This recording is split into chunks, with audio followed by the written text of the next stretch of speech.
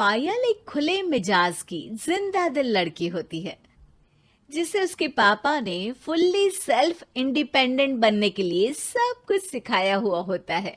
एक शाम पायल अपनी बाइक पर सीटी बजाते हुए कॉलेज से घर वापस पहुंचती है, जिसे देखते ही उसकी मम्मी गुस्से में पूरा घर सिर पर उठा लेती है। आ गई महारानी, बहुत बोलते थे मैं अपनी बेटी को सब कुछ सिखाकर दुनिया में मजबूती से खड़े रहना सिखाऊंगा, साथ में बेटी को लफंडर बनना भी सिखा दिया, ये नहीं बताया। क्या हुआ? आज ये कुकर इतनी सीटियां क्यों मार रहा है? सीटी? सारी फसाद की जड़ तेरी वो बाइक और सीटी है, उन्हीं से लड़के छेड़ती है ना तू। हाँ, ये तो गलत है, मुझे बताए बिना ही लड़का छेड़ दिया। हाय तौबा, ये कैसा पति और बेटी मिले हैं मुझे। अरे मम्मी यार, तुम ओवर एक्टिंग बंद करो, और मैंने कोई लड़का नहीं छेड़ा पापा। शिट यार। अच्छा मम्मी, आप पहले मुझे ये बताओ कि आपको ये सब बेकार बातें बताता कौन है? अच्छा, तूने कोई लड़का नहीं छेड़ा? अरे वही शर्मा आंटी, वही बताती रहती है, पर उसकी खबर तो मैं खुद ले लूंगी। अच्छा मेरी प्यारी बेटी, थक गई होगी ना, जा जाकर आराम कर बेटा। अचानक मम्मी को गर्म से नरम होते देख के पायल और उसके पापा कंफ्यूजन में एक दूसरे को देखने लगते हैं। आंखों से कुछ इशारे होते हैं और पायल वहां से चुपचाप चली जाती है। जिसके बाद रात को घर में सबके सोने के बाद दोनों पापा बेटी छत पर मिलते हैं। क्या खबर लाए हो? अरे तुम्हारी मम्मी तो हमसे भी तेज निकली, कोई खबर नहीं मिली। क्या यार पापा, पता नहीं अब मेरी मदर इंडिया कौन सा बम फोड़ेंगी।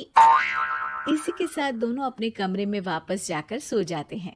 अगली सुबह पायल जैसे ही कॉलेज जाने के लिए तैयार होकर कमरे से बाहर निकलती है तो उसकी मम्मी उसे लड़के वालों के सामने ले जाकर खड़ा कर देती है।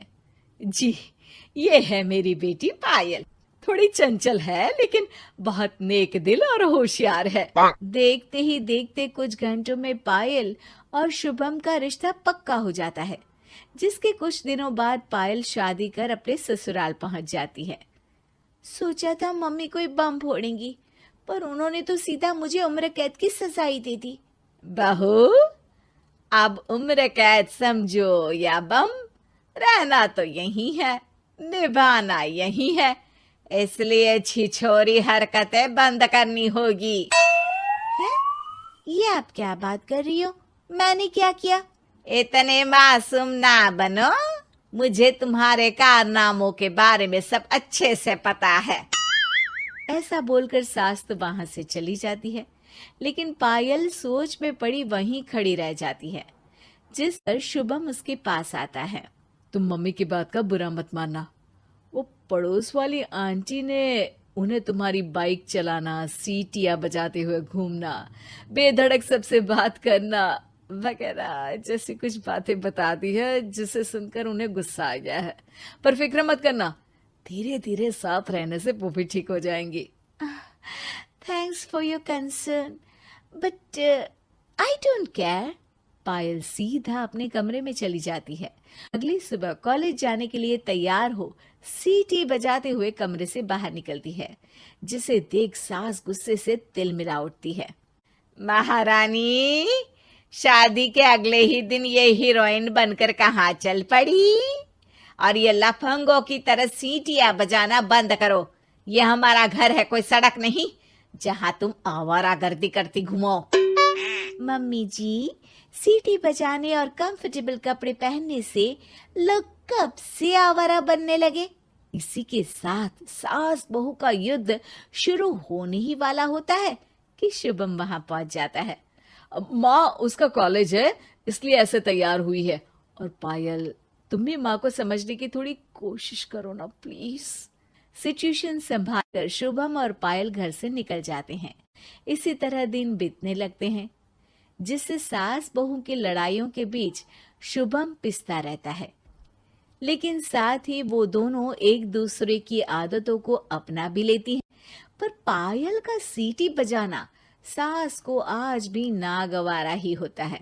आसमान गिर जाएगा, धरती फट जाएगी, पर इसकी सीटी ना जी ना, कभी बंद नहीं होगी। अरे मम्मी जी, जब आप मेरे कुछ बोले बिना सीटी से ही समझ जाती हो कि मैं क्या बोल रही हूँ, फिर इसे बदलने की क्या जरूरत? यही तो हमारी यूनिकनेस है। पायल की बात से ज्यादा सहमत ना होते हुए भी सास हंस पड़ती है। उसी शाम पूरा परिवार घूमने जाने का प्लान बनाकर घर से निकल जाता है और उनके जाते ही घर में चोर घुस आते हैं और तभी वो सब भी दोबारा घर के अंदर आते हैं बाहर से। क्या यार पायल, एक शाम भी फोन के बिना नहीं रह सकती थी क्या?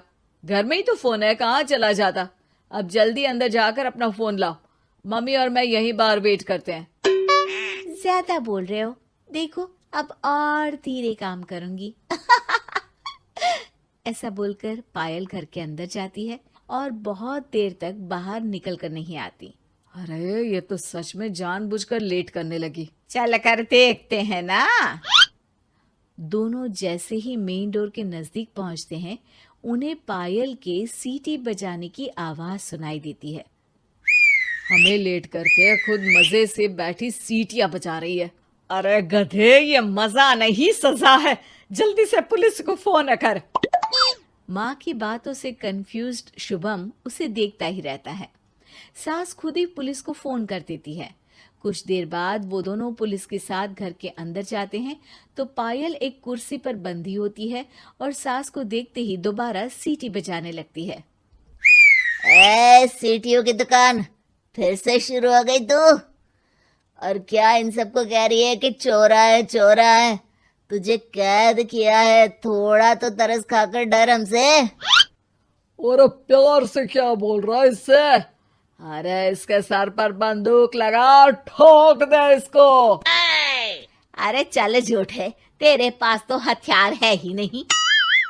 सास की बात सुन वहां मौजूद सारे इंसान हैरान रह जाते हैं और पुलिस तुरंत उन चोरों को अरेस्ट कर लेती है। आपको कैसे पता कि इनके पास हथियार नहीं है? अरे सीटी नहीं तो बताया।